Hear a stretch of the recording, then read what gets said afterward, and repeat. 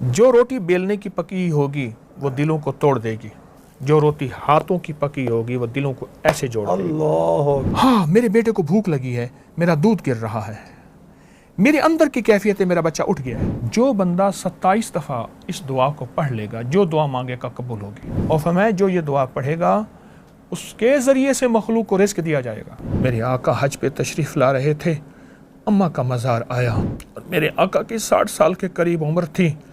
घुटनों में सर दे के जो रोए अम्मा के मज़ार पर।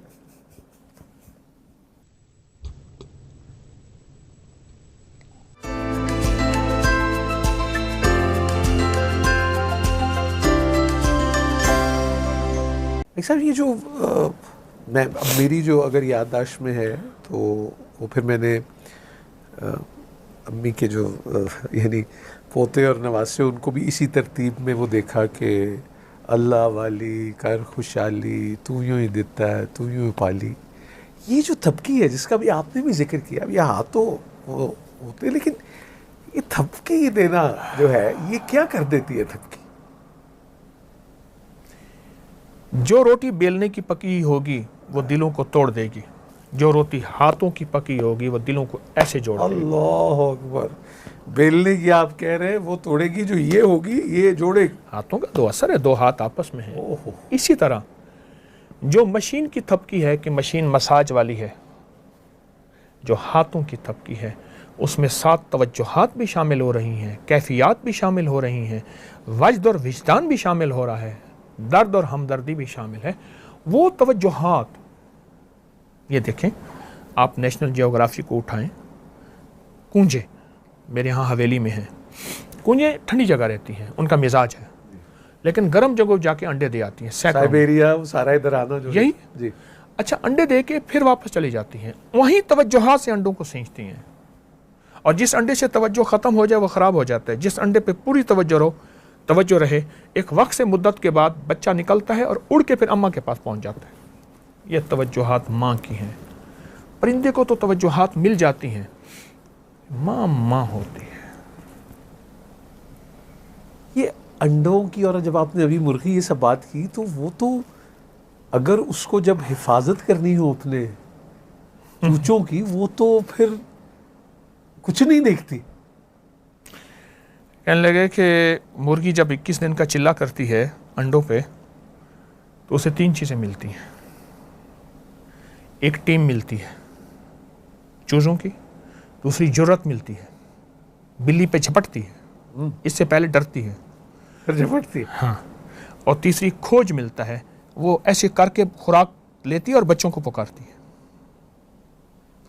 तो इसी तरह माँ जब माँ होती है फिर उसके अंदर भी अल्लाह पाक गैबी निज़ाम विजदान का, हाँ मेरे बेटे को भूख लगी है, मेरा दूध गिर रहा है, मेरे अंदर की कैफियत है, मेरा बच्चा उठ गया है।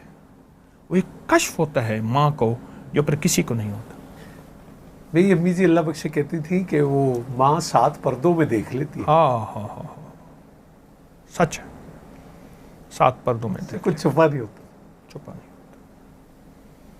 और अल्लाह भी कज लेता है, माँ भी कज लेती है, मतलब पर्दे देती। पर वो सतारो यूं।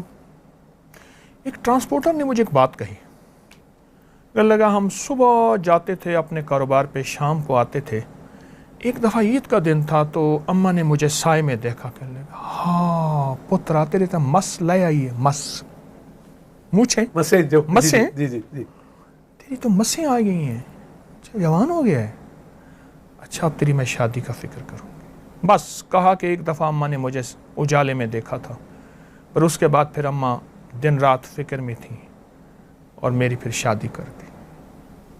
और कहा कि आज मैं अपने दूसरों को देखता हूँ, उनकी मसें हैं या नहीं हैं, मैं फिर कहता हूँ ये एहसास मेरे अंदर क्यों नहीं था, ये मेरी माँ में क्यों आया था। मुझसे कहने लगा, मैंने कहा ये एहसास की दुनिया सिर्फ माँ और ममता के पास है और किसी के पास नहीं।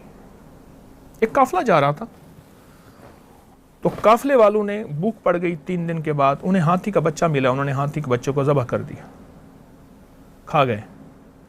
एक ने कहा था मेरी माँ ने नसीहत की है, बेटा काफिले में अगर ज़िंदगी में कभी तुझे भूख पड़ जाए और हाथी का वो गोश्त ना खाना। मेरी अम्मा ने नसीहत की थी, मर जाऊंगा अम्मा का नसीहत को नहीं छोड़ूंगा। खा के सो गए। हतनी परेशान अपने बच्चे को तलाश करते करते सूंघती सूंघती आई ना, तो उसने सबको सूंघा और सूंघ के अपनी सूंड में मरोड़ती गई सबको। जब इस पे आई तो इसको सूंड पे उठा के ऊपर बिठा दिया और इसको इसकी उस मंजिल पे पहुंचाया जहां ये जाना चाहता था। अम्मा ने फरमाया था, बेटा अम्मा को वजद कहां से आया था, अम्मा को कश्फ कहां से आया था? इंट्यूशन कहते हैं आप या? तो अम्मा ने फरमाया, बेटा अगर कभी फाका भूख हो हाथी का गोश्त ना खाना। साहब आप चूँकि मौजूद हैं तो मुझे ये ख्याल आया कि हम इससे पहले की इजाज़त लें तो कितना ही अच्छा हो कि जिनके वालिदैन या मैं इस दुनिया से रुखसत हो गई जो मौजूद हैं, हम दुआ ही कर लें उनके लिए। और आप बल्कि ये भी दुआ से पहले भी पूछूंगा कि आप अल्लाह ताला से सबसे ज़्यादा क्या दुआ करते हैं अपनी अम्मा के लिए? अब एक दुआ सुनाता हूँ, फरमाया हदीस में आता है, अब आप सुन के हैरान होंगे, जो बंदा 27 दफ़ा इस दुआ को पढ़ लेगा, जो दुआ मांगेगा कबूल होगी। अब देखें, अल्लाहुम्मा अग़फ़िर वाली वालिदैया पहले आया है, वलिल मोमिनीना वल मोमिनात वल मुस्लिमीना वल मुस्लिमात अल अहयाउ मिनहुम वल अमवात, जिंदा मुर्दा मोमिन मोमिनात मुस्लिम, लेकिन पहले वालिदैन आया है, अल्लाहुम्मा अग़फ़िर वाली वालिदैया।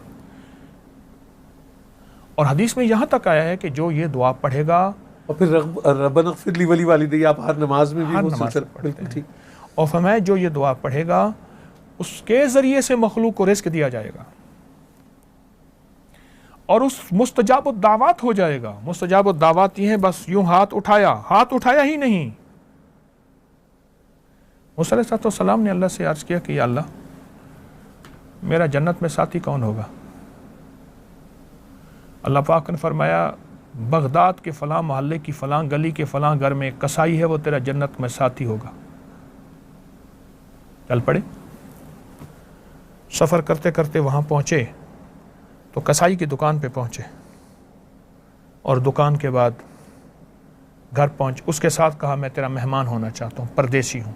घर ले गया तो उसने गोश्त रखा, पकाया, किया। बूढ़ी अम्मा थी जो रुई की गाली की तरह थी, उसके मुंह में डालता गया।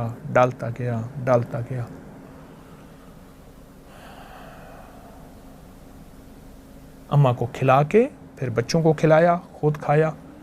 अम्मा ने मुंह से कुछ बोला तो मूसा ने फरमाया, क्या कहती? कह रहे अम्मा बूढ़ी है, कहती है हर वक्त तुझे अल्लाह जन्नत में मूसा का साथी बनाए। मूसा कहाँ, मैं कहाँ?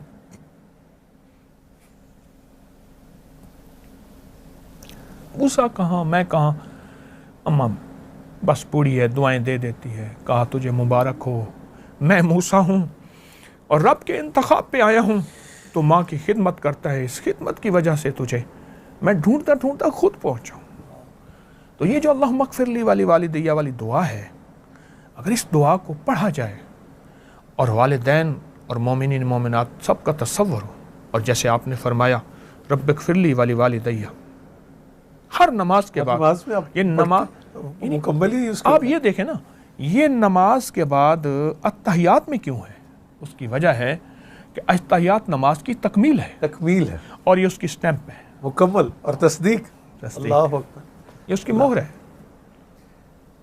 मैं बस आपसे दुआ के लिए गुजारिश करूंगा। और मैंने माजी मोहतरमा बानो कुदसिया से ये सुना, उन्होंने कहा बस बड़े होने का एक ये नुकसान है कि माँ भी गोद से उतार देती, तो ये छोटे होने की बड़ी लाडी है।